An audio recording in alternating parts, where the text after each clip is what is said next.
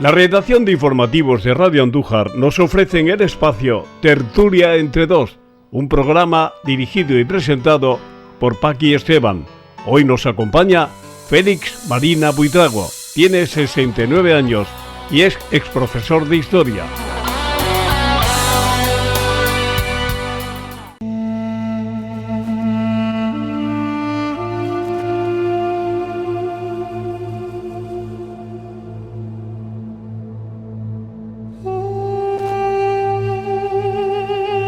Pues sabes lo que te digo, Félix, que no es la primera vez que oigo a alguien decir que, bueno, ya me he jubilado, pero si es que ahora estoy más estresado que antes y ahora tengo más lío que antes.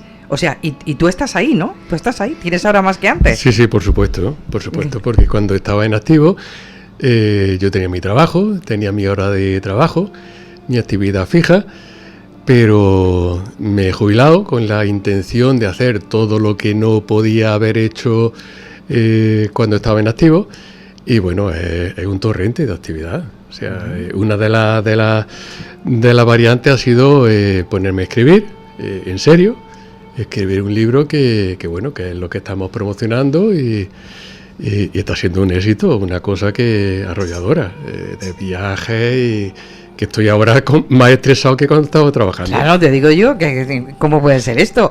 Bueno, ahora iremos a lo del libro. Aquí en la tertulia nos gusta conocer a quien se decida a compartir micrófono con nosotros y entonces nos gusta situarnos. Félix Marina, ¿a qué se ha dedicado? Pues sobre todo a la docencia. Yo me licencié en la Universidad de Granada en Historia Contemporánea. Y entonces, pues, mis primeros inicios de profesorado fue precisamente en la SAFA de Andújar. Uh-huh. Luego estuve unos años en Jaén. Y luego fue ya, pues, cuando nos montamos nuestra propia tipo de clase, que bueno, que ha durado, pues, décadas. Todo ha sido prácticamente casi al mismo tiempo, con programas de cierta actividad cultural, con la docencia, ¿no? Han ido casi paralelamente durante, vamos a decir, 30-35 años, ¿no? Uh-huh. Y bueno... Eso me lo tienes que desmenuzar más. Sí, claro, pues vamos a ver, yo he estado en Granada, he estado en Madrid. En Madrid estuve bastante tiempo. Luego en Andújar, pues abrimos una academia, primeramente entre varios compañeros. ¿Qué se llamaba? Se llamaba FMB en un principio, uh-huh. Pero luego pasó por distintos nombres dependiendo de quién se hacía cargo de la academia, ¿no? Uh-huh. Yo la fundé, pero bueno, yo me fui quedando un poquito, digamos, en segundo plano.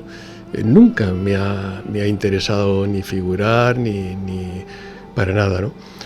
Y bueno, y al final pues hemos terminado en Andújar. Hemos terminado en Andújar, que muchos me lo han recriminado. Tú tenías que haber estado en Madrid, tú tenías que haber estado en Barcelona, tú tenías que haber estado... Sí, depende de quién me lo decía, que vivía allí. Porque yo tengo amigos que viven en Barcelona, que viven en Madrid, que viven en Granada, y bueno, y llevan allí viviendo desde hace más de 40 años. Y al final pues yo decidí quedarme aquí. Por motivos familiares, por motivos de amistad, por motivos de quizá de comodidad, pero a veces me he arrepentido. Aquí de verdad, a veces me he arrepentido de decir, bueno, ¿y por qué no me fui a Madrid? ¿Y por qué no me fui a Granada? Pero bueno, luego por otra parte digo, bueno, pues si aquí he estado muy bien, aquí en Andújar he vivido muy bien, aquí tengo mis amigos, tengo mi familia, no me ha faltado de nada. Quizá a lo mejor en otros sitios pues la vida hubiese estado más cara, hubiese habido más competitividad, quién sabe, ¿no? Quién sabe. Entonces, pues quizá opté por lo más fácil, ¿no? Quedarme en Andújar. Cuando se le dice a alguien, tú tenías que haber estado en Madrid, tú tenías que haber estado en Barcelona, siempre se habla de las grandes capitales, es porque se aprecia en esa persona una valía, entiendo yo, que quizá en tu lugar de origen pues no se ha aprovechado del todo y creen que te has dejado muchas cosas en el camino. Claro, eso yo es una de las cosas que puntualizo en el libro, que quedarse en una ciudad como Andújar pues te cierra muchas puertas. Te abre las puertas de la comodidad, te abre las puertas de la familia, de los amigos, del bienestar, pero te cierra otras puertas. O sea, si tú quieres promocionarte para subir a niveles muy altos, evidentemente Andújar no te las proporciona, ¿no? Tienes que estar en sitios de más envergadura.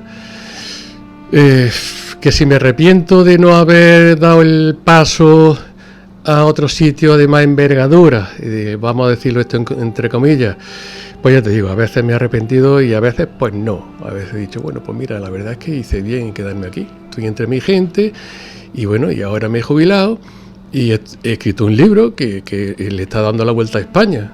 Está triunfando el libro en toda España. A mí me están diciendo amigos que se lo están comprando en Oviedo, en Bilbao, en Barcelona, en Madrid lo están vendiendo en la Casa del Libro, en la calle Alcalá, en la Gran Vía, en el Centro Comercial de la Vaguada 2. En Granada lo están vendiendo en la librería Picasso, una de las más insignes en el ámbito universitario en Andalucía, y yo me estoy quedando asombrado. Y lo escribí pues entre Andújar y otros sitios, pero sobre todo aquí en mi despacho, con mi ordenador, con la puerta cerrada, y a veces cayéndome una lagrimica de recordar lo que yo estaba escribiendo, y fíjate, está teniendo un cierto éxito. Claro, Félix, cuando miramos atrás, ¿no? Decimos, ¿y si yo hubiera ido por aquí? ¿Y si hubiera abierto aquella puerta? ¿Y si hubiera cerrado la otra? Pero esos y si que ya se quedan atrás no nos sirven nada más que, entiendo yo, porque en eso pienso como tú, ¿no? Para valorar esas otras cosas que te ha brindado la vida en Andújar, ¿no? Claro. El haber estado preparándote para lo que ahora vives, para lo que ahora se te avecina, ¿no? Con la experiencia que has adquirido aquí, con tantas cosas que tú reflejas en tu publicación que tienen que ver con Andújar, con tu vida. Estás marcado por tu tierra, por tu pueblo, ¿no? Quizás si hubieras volado hace años no hubiera nacido este libro, ¿te lo has planteado? O a lo mejor hubieran venido otros, pero quizá este no. Pues tienes razón, ¿eh? Tienes razón. Si yo me hubiese trasladado de joven a sitios de más envergadura, y te digo, vamos a repetirlo entre comillas. Entendemos lo que es, a grandes capitales, claro, ¿no? Eso es. Pues quizá este libro no hubiese estado en mi cabeza. Es posible, hubiese habido otros libros, sí, pero no como este. Fíjate que este libro está impactando en gente que ha escrito mucho. He tenido una valoración muy buena, por ejemplo, por José Antonio Pérez Tapia, el que fue decano de la Facultad de Filosofía y Letras de la Universidad de Granada. No sé, por mucha gente, editores, Andrés García Baena, editor de Ediciones Algorfa de Málaga. Él vive en Marbella, donde voy a exponer mi libro en Marbella. Él me lo va a facilitar allí, creo que en el casino, en el casino de Marbella. Tú te imaginas hablar de lo que voy a hablar allí, no sé si me echarán a palos, pero bueno. Y seguramente, ya te digo, de haber vivido en otro sitio este libro, pues dudo que hubiese salido a la luz. Yo estoy convencida que esto lo has parido por la tranquilidad de tu vida aquí. Hombre, hablando de una tranquilidad, por no plantearnos que hubiera sido de tu vida en esas grandes capitales, ¿no? Viviríamos en el estrés, en otro tipo de circunstancias muy diferentes a esta que te ha permitido desde la relajación, de vivir entre tu gente, con tu familia, en lo que te gusta hacer, ¿no? Es decir, lo he parido despacio, ¿no? Otros vendrían, creo yo, en otras circunstancias, pero estoy convencida que el universo te ha puesto aquí en Andújar porque tenías que caminar despacito para parir esto cuando ya has dicho, ¡bum!, ahora me toca a mí, ahora me toca escribir, salir, entrar, disfrutar de la vida, y sale un libro que te está sorprendiendo a ti porque bueno, ha sido un parto sin dolor y ahora de pronto dices, ¿qué está pasando aquí? ¿No? ¿Qué me está pasando? ¿Cuántos escritores quisieran, Félix, tener la repercusión del libro, ¿no? Tener la repercusión que está teniendo el tuyo, ¿no? Sí, la verdad que sí, porque cuando yo terminé de escribirlo, me decía mi hijo, que es muy crítico, mi hijo es el crítico más lacerante que me ha rodeado en mi vida, ¿no? Y me decía, vamos a ver, este libro, primeramente vamos a ver si te lo publican. En segundo lugar, si te lo publican, pues bueno, puede que lo compre alguien, pero no sé. Y luego, ¿dónde se va a presentar el libro? En Andújar y poco más. Digo, pues no sé, vamos Madre mía, qué alegría la Sí, o sea, tenía una fe ciega. Bueno, la verdad es que sí, él tenía mucha fe, pero claro... Te estaba poniendo lo que puede ser la realidad de la mayoría, ¿no? Eso es. Es que la realidad es que para triunfar hoy en día, para progresar, cuesta y tienes que tener padrino. Y yo no tenía padrino ninguno, o sea, yo tenía pues no sé, el valor del libro y punto. Entonces yo no sé cómo fue que me lo aceptó una editorial muy importante de Barcelona, Ediciones Carena. Primeramente yo mandé el título del libro y la temática, que era lo que me pedían. Porque una editorial, para que publique un libro, primeramente tiene que tener claro de qué va ahí el libro. Si le interesa, pues quizá te pidan lo que ellos llaman la tripa, es decir, el texto definitivo del libro, y vamos a ver si lo publican. Entonces, claro, yo le envié el título del libro, que era Desde mis ojos, la juventud que desafió al franquismo. Bueno, parece ser que le interesó el tema y me pidieron un poquito el resumen, ¿no?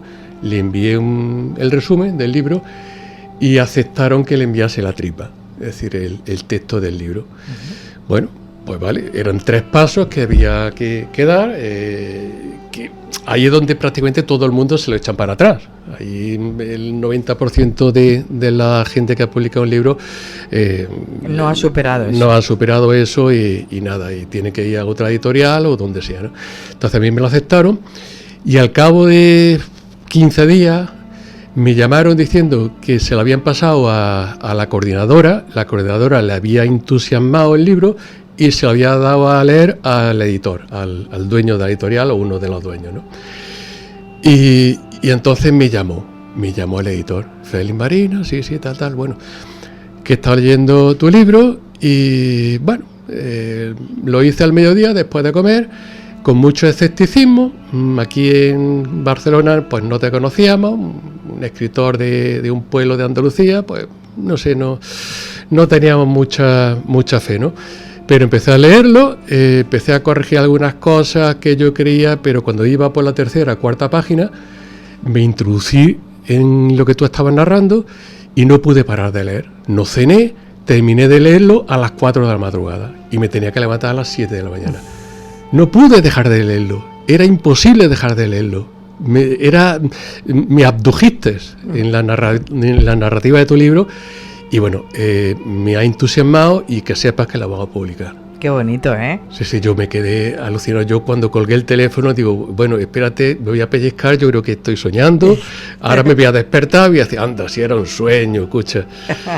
Y era realidad. Bueno, me propusieron incluso presentarlo en la Feria del Libro de Barcelona, la Feria de Sant Jordi, el 23 de abril. Te estoy hablando que esto era ya marzo cuando me avisaron. Y bueno, y yo dije, bueno, sí. Qué carrera, vale, ¿no? Para hacerlo, ¿no? Acepté y yo el 22 de abril pues estaba en Barcelona. Nos dieron una recepción allí en la noche anterior, en una cena, un cóctel cena, de lo que se hace ahora, entre los escritores que habíamos sido elegidos para representar a la editorial en la Feria de Sant Jordi.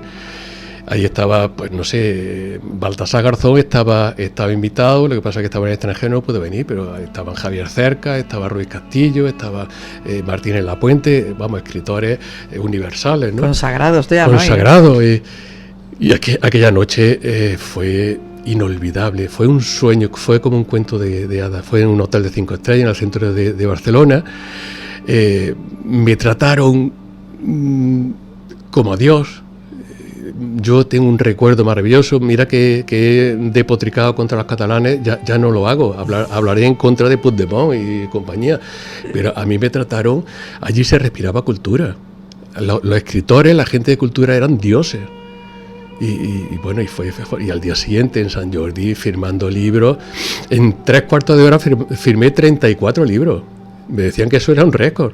Ah, sí. Sí. Y bueno, y ahora me están diciendo que el segundo libro, que para cuándo. Lo están esperando. Madre mía, esto es... ¿Ves?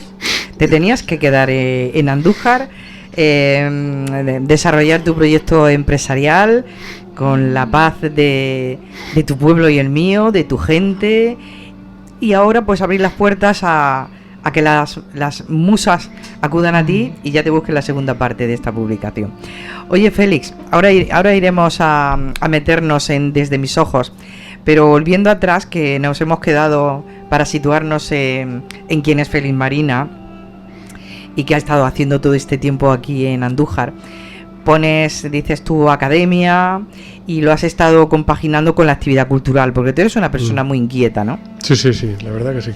Sí, yo me acuerdo Paco Mena, que era el coordinador de Cultura y de Medio Ambiente, que bueno, decía, pues vamos a ver, las de cosas que has hecho y no se te han reconocido. Luego se pasan los años y los políticos, pues no sé, se pasan la mano los unos por los otros, con los otros y nada, y no...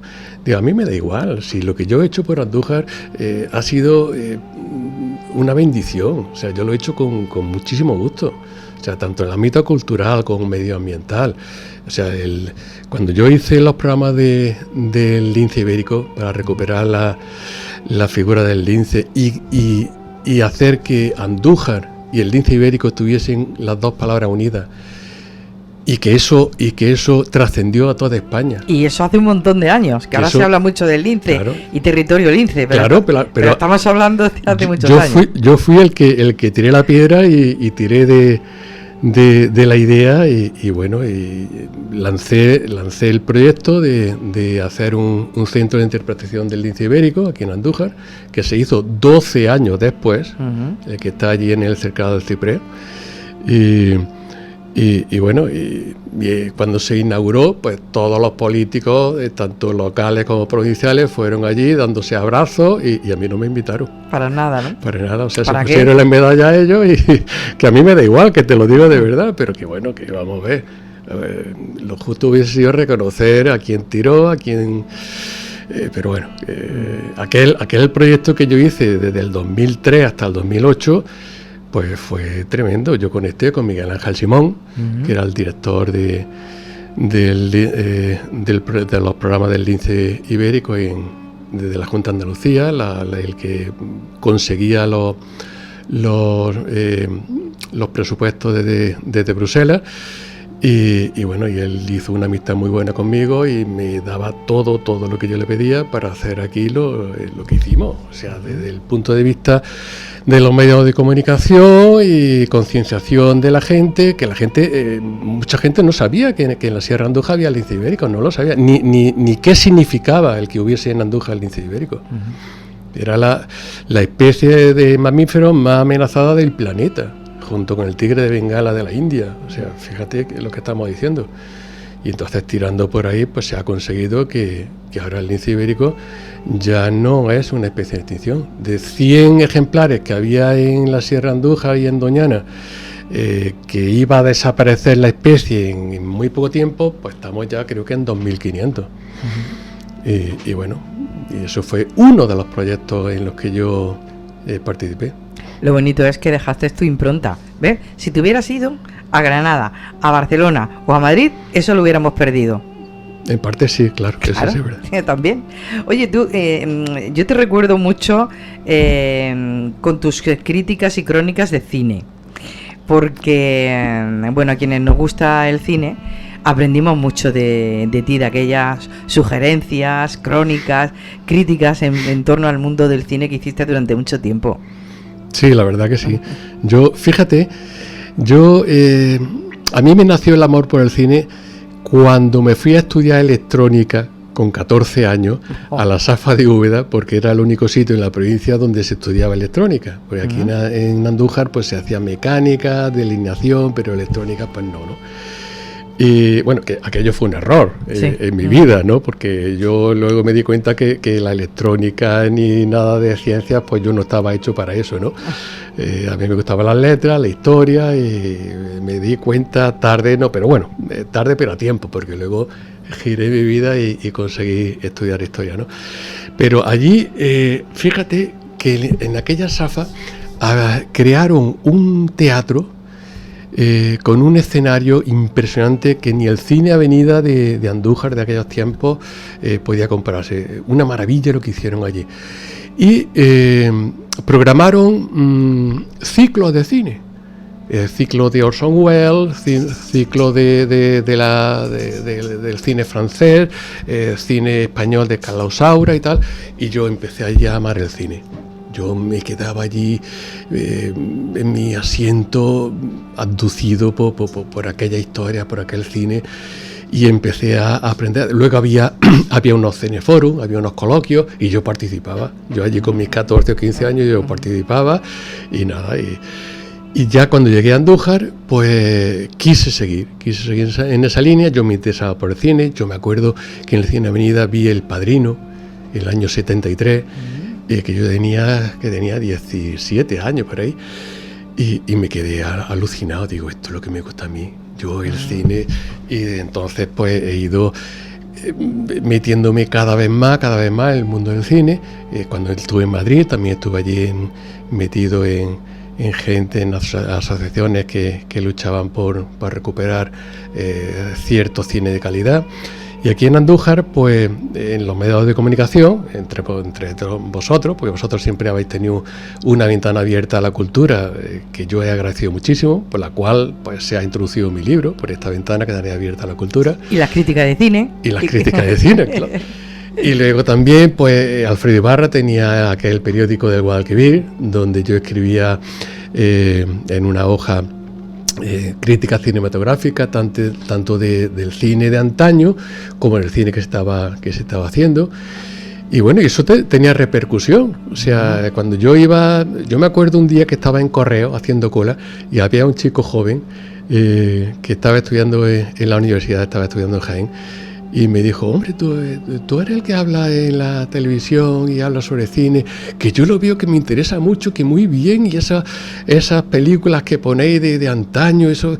Bueno, y el muchacho estaba entusiasmado, y eso me dio a mí alas. Digo, oye, pues fíjate, si esto a las nuevas generaciones les sirve para que empiecen a interesarse por el buen cine y no lo que se estaba haciendo en aquellos momentos, pues para mí encantado. No solamente que soy un amante del cine, sino que encima estoy haciendo una actividad que le vale para las nuevas generaciones.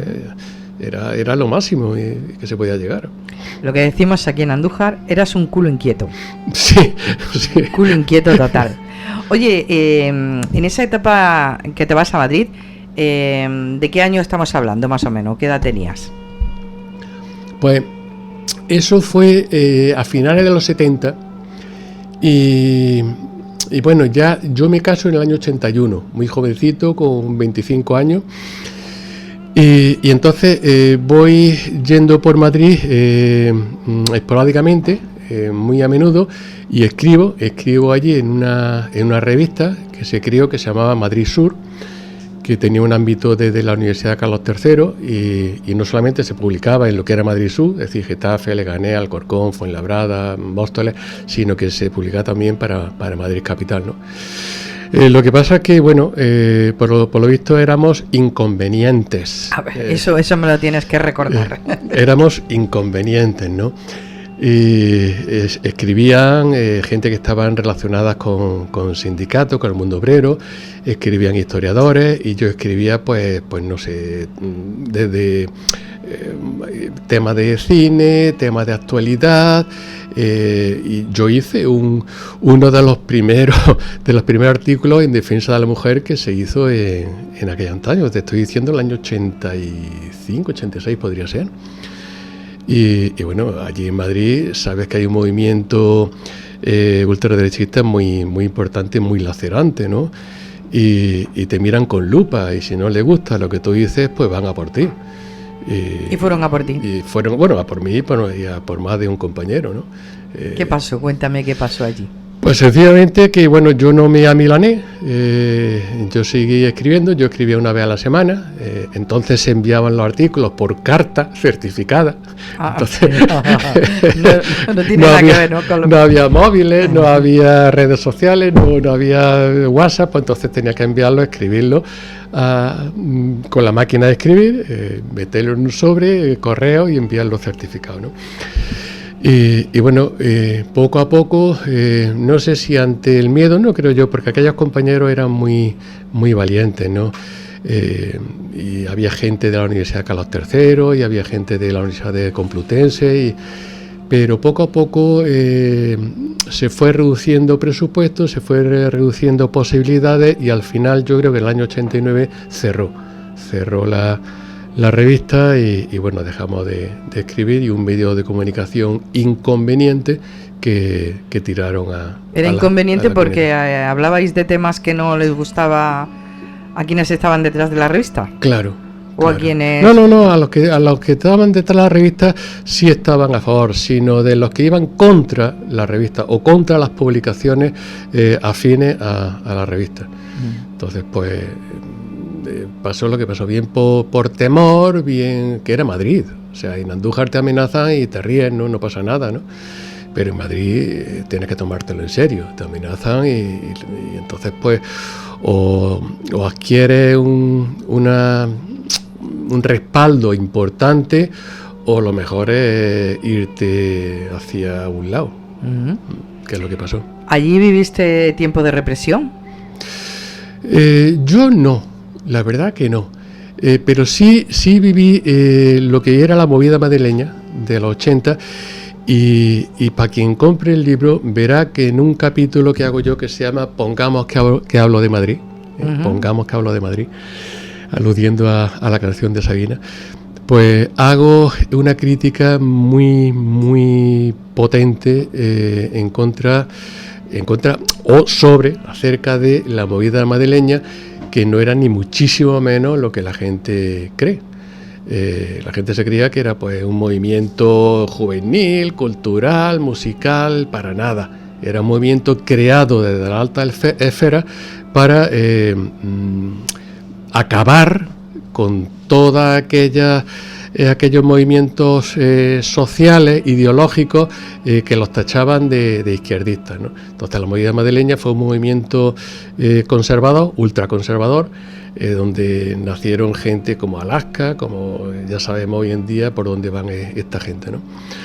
Y yo hago un comentario bastante extenso y que ya se han interesado. En Barcelona la editorial de La Vanguardia, del periódico de La Vanguardia, se ha interesado para comprar los derechos. Yo no sé si yo, porque la editorial Carena pues tiene los derechos de explotación de mi libro, pero claro, lo que es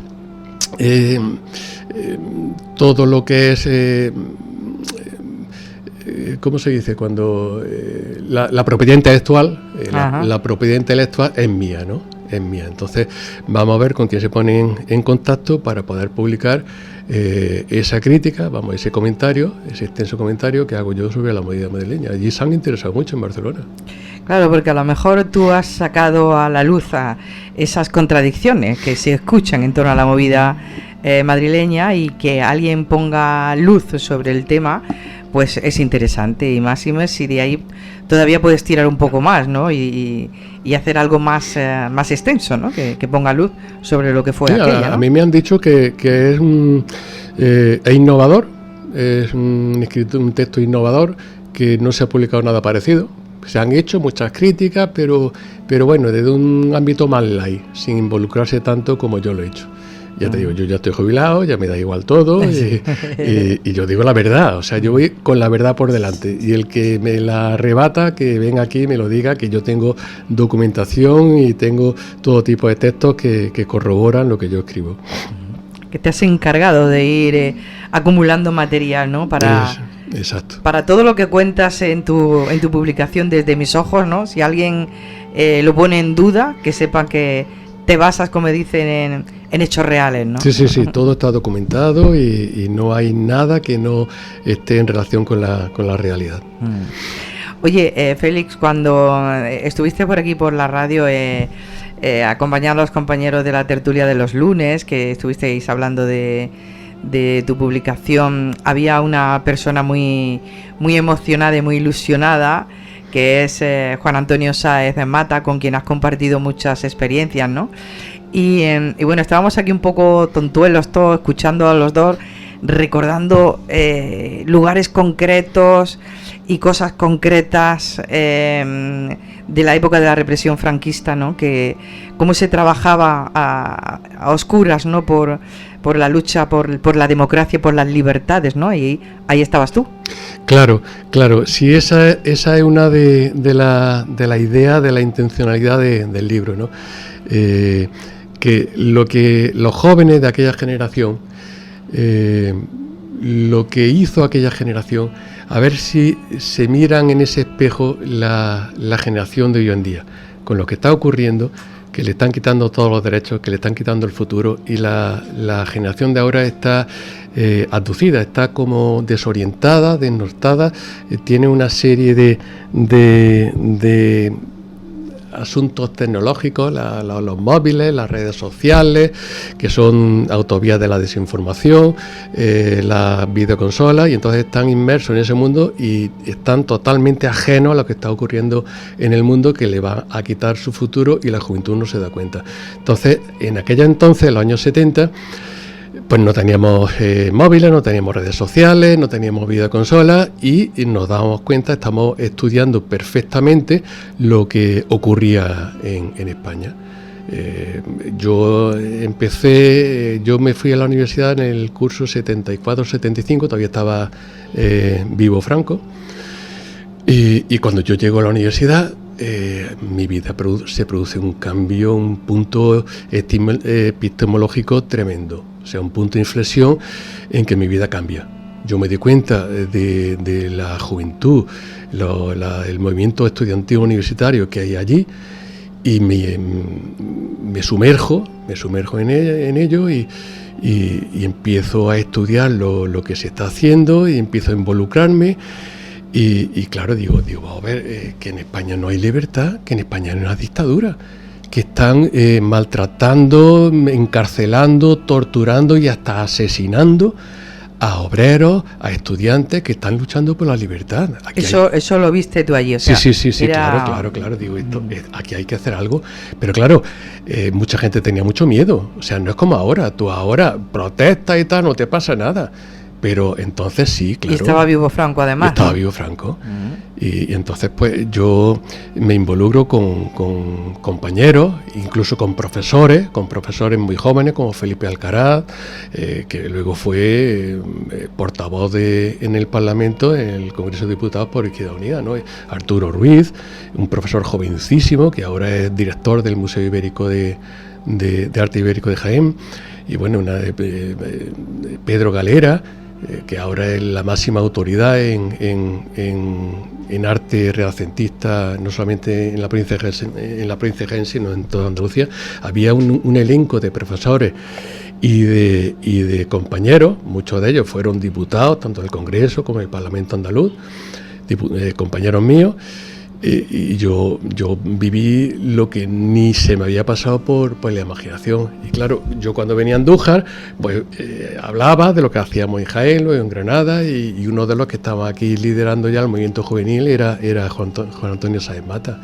Y él recuerda pues aquellos años cuando ha leído mi libro que bueno, no le faltaba nada que caérsele una lagrimita, ¿no? De recordar aquellos años de lucha contra el franquismo, y que gracias a aquella generación de los que nacimos en la década de los 50, pues hoy estamos disfrutando de democracia, de libertad y de justicia social. Yo no sé lo que hubiese pasado si la juventud de entonces hubiésemos estado como la juventud de ahora, adormecida, mirando para otro lado y jugando con maquinicas. Hoy quizás estaríamos, quién sabe, a lo mejor hubiésemos estado todavía en una dictadura. No lo tengo seguro. Y allí, fíjate, una nota curiosa es que en enero del 76, que estábamos ya, hacía 2 o 3 meses que había muerto el dictador, pero estábamos en pleno franquismo todavía. Pues entre una compañera y yo, esta compañera fue luego diputada del Parlamento andaluz, no digo su nombre evidentemente por motivos obvios, pues salimos por Jaén y hicimos las primeras pintadas, pidiendo amnistía y pidiendo libertad, porque ya había muerto el dictador, había muerto Franco, y entonces todavía había miles de sindicalistas, profesores universitarios, trabajadores obreros, estudiantes, estaban en la cárcel todavía. Eran presos políticos y no había todavía voluntad de hacer ninguna amnistía. El rey la hizo. El rey Juan Carlos, cuando entra, sube al trono, pues hace una amnistía, pero no es completa. No es completa. Y nosotros hicimos la primera pintada. ¿Tú sabes dónde lo hicimos, Paqui? No, ¿dónde? Pues lo hicimos bajo en los muros, bajo la iglesia de Cristo Rey, en pleno paseo de la estación. Madre mía. Que era las 2 de la madrugada por ahí. Yo tenía un miedo tremendo. Digo, aquí pasa un policía secretario, lo que sea, y nos ve y vamos al paredón. Yo veía subir y bajar coches a esa hora, pero poca gente, porque era enero, era el mes de enero, muchísimo frío a esa hora y hicimos. ¿De qué estamos hablando del 76? Enero del 76. Entonces, o sea, no había botes de spray para hacer las pintadas rápidas, ¿o sí? Sí. Bueno, no eran tan rápidas, pero sí había botes de spray.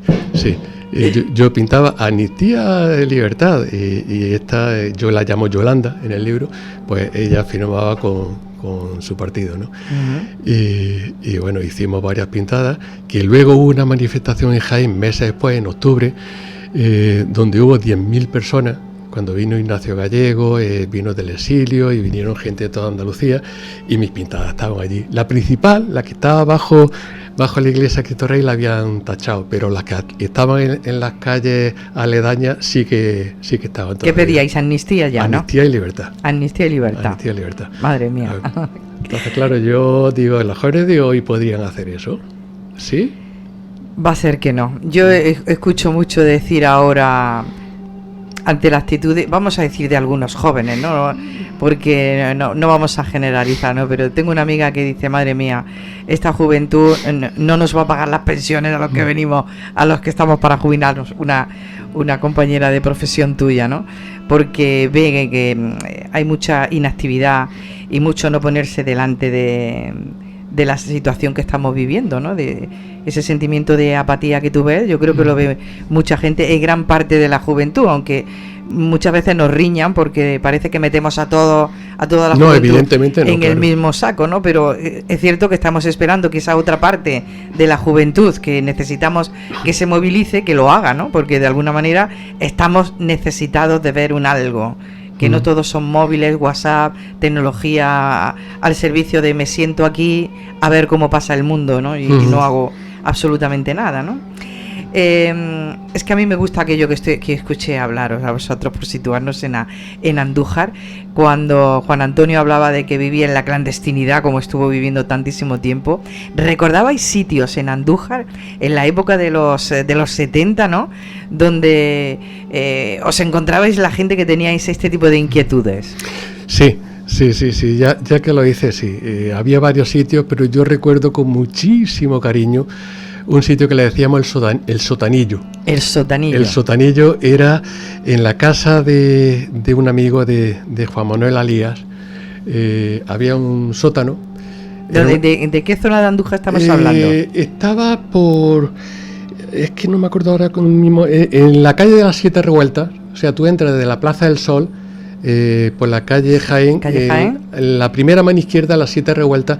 Bueno, por una de esas calles, a muy pocos metros, ahí era una casa muy antigua, de finales del siglo XVIII, y el sótano lo había adaptado como si fuese una discoteca.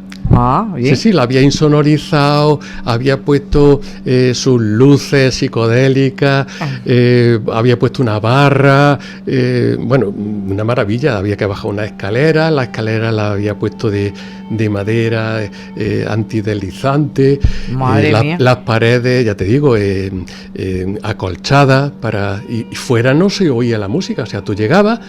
Cuando la primera vez que me dijeron, que fue en la Nochevieja del 76, Y la Nochevieja 76, pues me invitaron, vente, que verás que bien lo vamos a pasar y tal. Bueno, pues yo cené con mis padres, porque claro, yo no iba a dejar a mis padres, a mi hermano, pues yo cené con ellos, la Nochevieja, la uva, bueno, pues besos y adiós hasta mañana, ¿no? Porque cuando tú te ibas con los amigos, pues no sabías cuándo iba a volver, ¿no? Y entonces llegué allí al Sotanillo. Y aquello era una maravilla. Era la primera vez que Era la primera vez, no se oía desde la calle prácticamente nada, se oía como un ligero bum, bum, bum, y entraba, y bueno, ya aquello era una discoteca en toda regla. Ah, sí, digo, pero bueno. Era muy grande.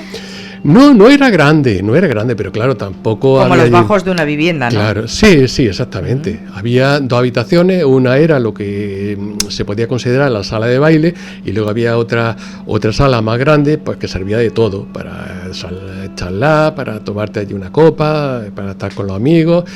La decoración era preciosa, yo me quedé alucinado, digo, pero madre mía, esto ha costado mucho tiempo y muchas ganas y mucha ilusión para hacer esto. Pero bueno, era privado, ¿no? Claro, privado, era en la casa de Juan Manuel Alías, era privado. Y allí íbamos sus amigos. Bueno, allí podíamos meternos 40 personas, ¿no? 40 jóvenes. Pero poco más. Y allí lo pasamos. Fíjate, una anécdota es que allí, pues se puede decir que nos enamoramos, por decirlo de alguna forma, la que hoy es mi mujer y yo, ¿no? ¡Ah, qué bonito! O sea, en el Sotanillo. En el Sotanillo, y allí hay muy buenos recuerdos. Pero fíjate que el Sotanillo no servía para fiestas, eso fue posterior. Anteriormente había sido lugar de reunión para reuniones clandestinas, donde se hacían programas para la lucha antifranquista. Eran jóvenes, todos los que se reunían allí eran jóvenes, entre 18 y 25 años, y la organización era perfecta, era sensacional. O sea, se levantaban actas, era como un parlamento. Y bueno, y se estaba en conexión tanto con Jaén como con Sevilla. Vamos, cuando se crea en Andalucía Comisión Obrera, en Sevilla, que fue el 12 de septiembre de 1976. Dice, joder, ¿por qué sabes día, mes y año? Porque el 12 de septiembre de 1976 hubo un concierto de Jarcha en Jaén. Claro, dicen los jóvenes, ¿y quién es Jarcha? Yo tengo una sobrina que es licenciada en Filosofía Pura por la Universidad de Granada y no tiene ni idea quién es Jarcha. Y a mí me da ganas de llorar. Sí. Digo, pero bueno, Jarcha fue un grupo folk andaluz que fue de los que más se destacó en la lucha antifranquista. Sus letras, había letras de Miguel Hernández, de Antonio Machado, de Blas de Otero, de poetas que eran muy belicosos contra el franquismo y también con letras propias. Y algunas de sus canciones fueron míticas. Andaluces de Jaén, con letra de Miguel Hernández, fue un himno. Libertad sin ira. Y Libertad sin ira también. Entonces nos organizamos, aquellos amigos, para ir a Jaén el 12 de septiembre de 1976, porque era el último día de la Feria de Andújar. Y aquí en Andújar actuaba, no sé si era Rocío Jurado, no me acuerdo. Pero en Jaén actuaba Jarcha, y eso eran palabras mayores. Y nos fuimos todos los amigos con unos coches que yo no sé cómo llegamos a Jaén, porque uno era un 2 caballos que parecía que había estado en la guerra de Vietnam, otro era un Seat 600 que le habían dado cuerda, y bueno, y así. Y allí la liamos. Había como 4.000 personas. El delegado del gobierno, que luego, entonces era el gobernador civil, pues era muy franquista, muy facha, y había prohibido la canción Andaluces de Jaén. Ajá. Decía que si Jarcha cantaba en Jaén, Andaluces de Jaén, que iba a haber consecuencias, que no sé qué, para muchas amenazas. Y nada, empezó la actuación de Jarcha, las luces se apagan y bueno, empiezan a cantar, letras de Blas de Otero, de Antonio Machado, letras propias, bueno, la gente allí alucinaba, ¿no? Cantábamos, porque no sabíamos de memoria las letras de sus canciones, y ya casi al final, cuando ya parecía que estaba todo bien, ¿no? Que sabían... se apaga la luz y se enciende así muy poquito, y aparece una chica en el escenario con una bandera de Andalucía que estaba prohibida, que estamos hablando del año 76, levantada así, con las dos manos hacia arriba, cayendo en vertical la bandera verde y blanca, la bandera de Andalucía, para tapar su cara y su fisonomía, ¿no? Y entonces empiezan a cantar jarchas andaluces de Jaén. Madre mía. La que se armó allí fue, ¿para qué? Cuando la última estrofa de Andaluces de Jaén dice: Jaén, levántate brava, no vayas a ser esclava. Bueno, la gente allí chillábamos. Yo creo que lo que gritamos allí se oyó en toda la provincia de Jaén. Y entonces empezamos a encender mecheros, no sé por qué. Fue un acto reflejo, ¿no? Sí, un acto reflejo. Empezamos como una luz de libertad.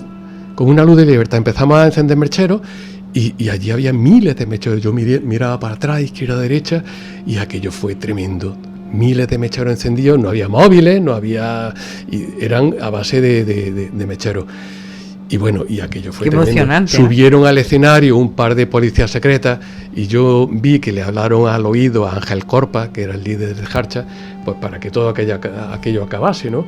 Y por lo visto Ángel Corpa le dijo que ellos hiciesen lo que tuvieran que hacer, porque a ellos no les estorbaba lo que estaba ocurriendo, sino todo lo contrario.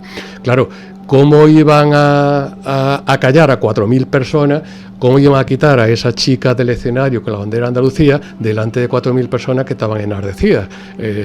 Se bajaron con la oreja gacha del escenario y terminó la actuación de Jarcha. Luego me enteré que aquella chica valiente que salió era mi compañera y amiga, que vino conmigo a hacer ciertas pintadas meses antes por Jaén, ¿sabes? La que te acompañó en esas pintadas, sí, ¿no? Sí. Fíjate. Catedrática de universidad posteriormente, diputada en el Parlamento andaluz, toda una eminencia. Y entonces, pues claro, era muy valiente. Es que en aquella época mostrar compromiso social era ser valientes, ¿no? Era ser valiente y arriesgarte mucho, ¿eh? Arriesgarte mucho porque esta chica pasó por la cárcel en varias ocasiones, varios profesores también, y yo me acuerdo que el presidente de la Asociación de Estudiantil Universitaria de Barcelona, pues lo detuvieron, y en las mismas dependencias policiales de Barcelona, pues dicen que se arrojó desde un 5º piso. Y bueno, lo mataron, ¿no?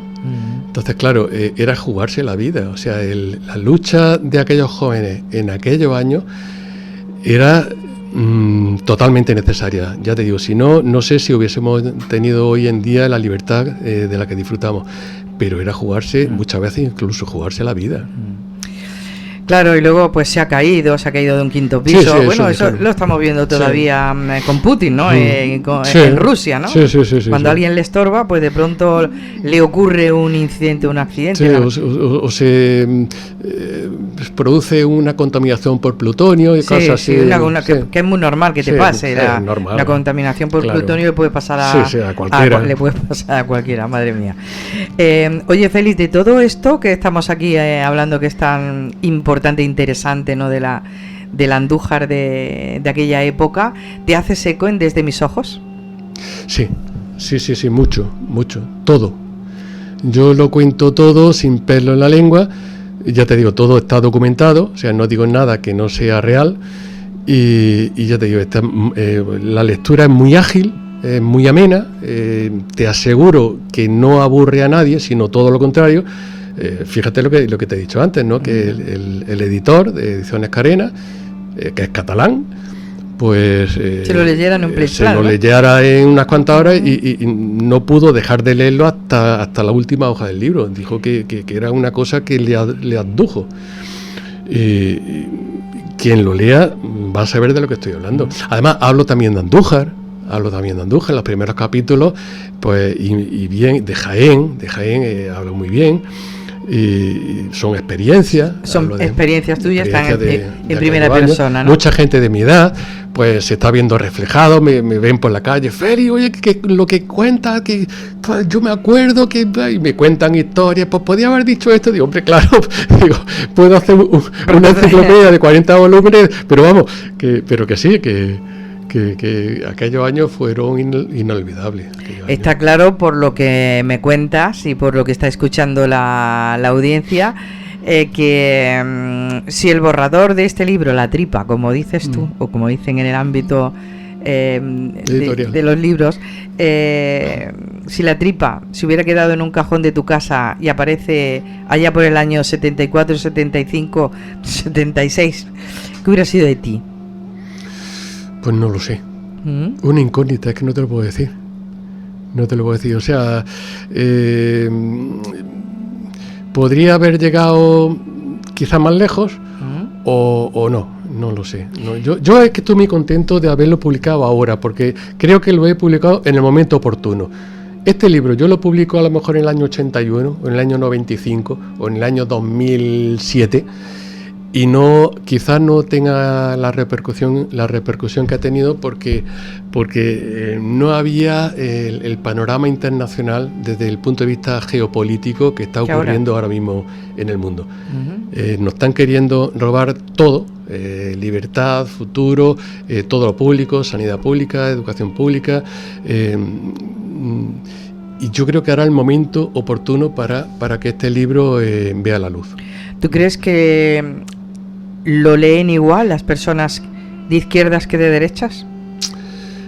Deberían leerlo por igual, porque es que lo que está ocurriendo en el mundo le va a afectar a todos por igual.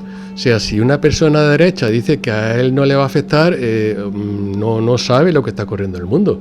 O sea, si a nosotros nos quitan la educación pública y nos hacen pagar a nuestros hijos por ejemplo, la enseñanza universitaria, no va a ocurrir lo que ocurría hace 60, 70 años, que solamente van a poder estudiar los hijos de las familias ricas. Entonces, si tú eres de derecha y tú tienes un hijo en edad de estudiar una carrera universitaria y no va a poder ser porque tienes que pagar miles de euros, lo que está ocurriendo en Estados Unidos. ¿Tú sabes lo que ocurrió en Estados Unidos? El 90% de las universidades son privadas.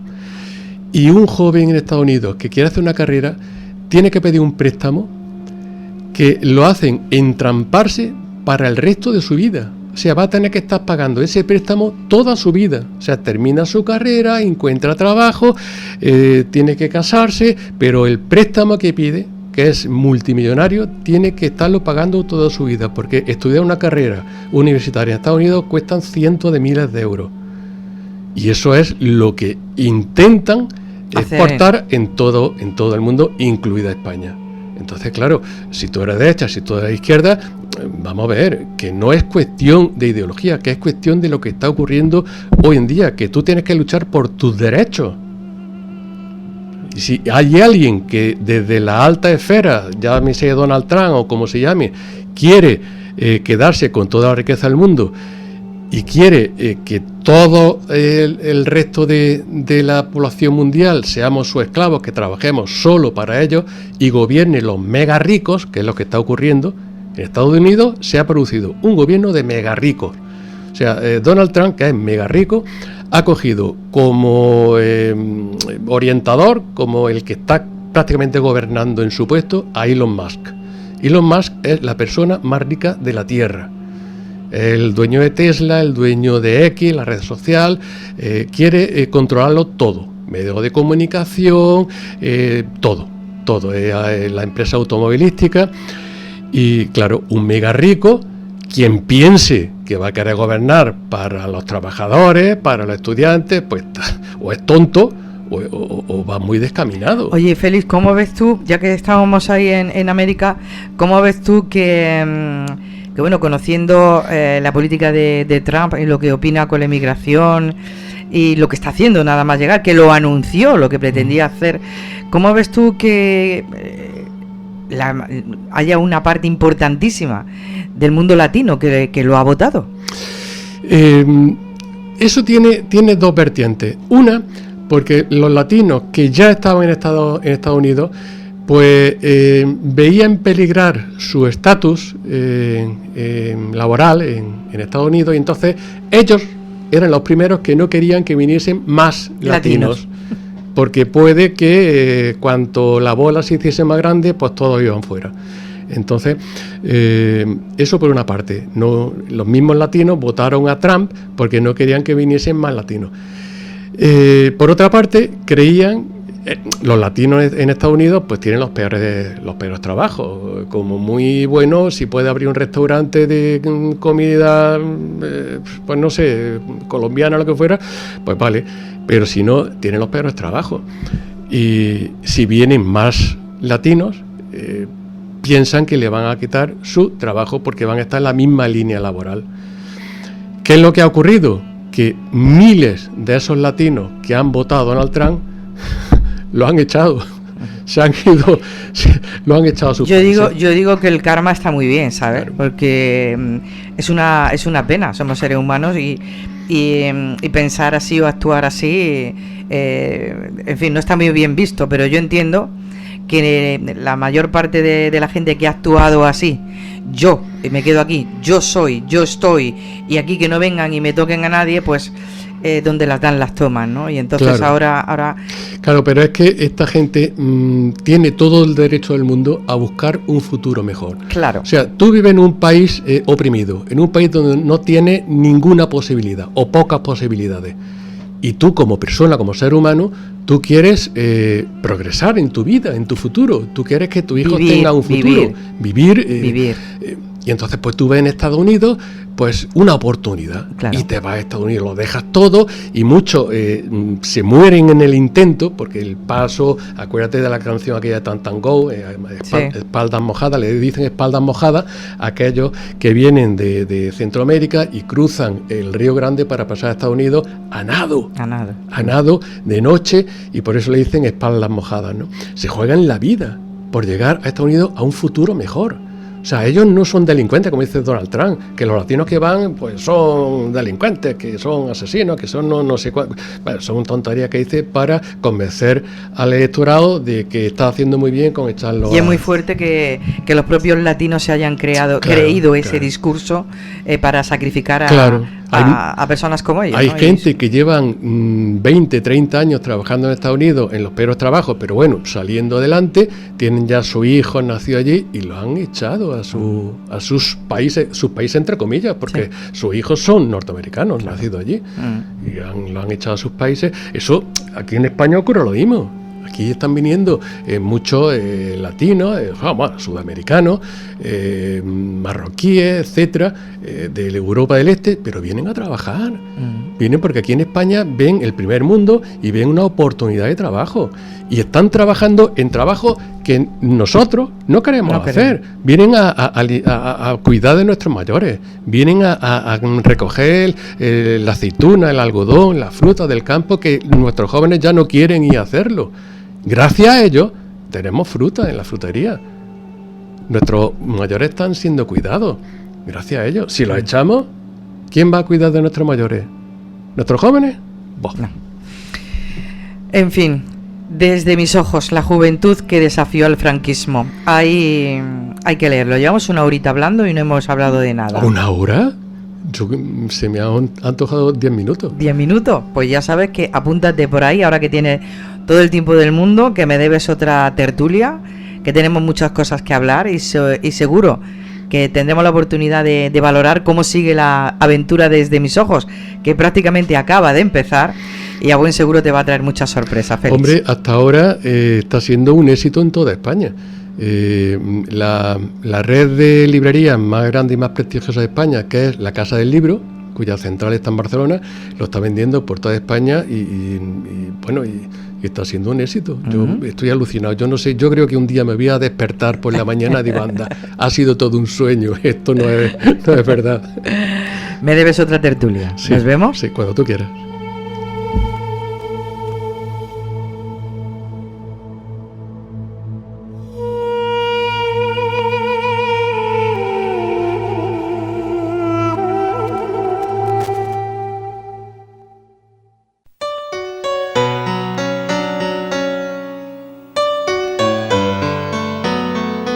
Tertulia entre dos, un espacio de los servicios informativos de Radio Andújar.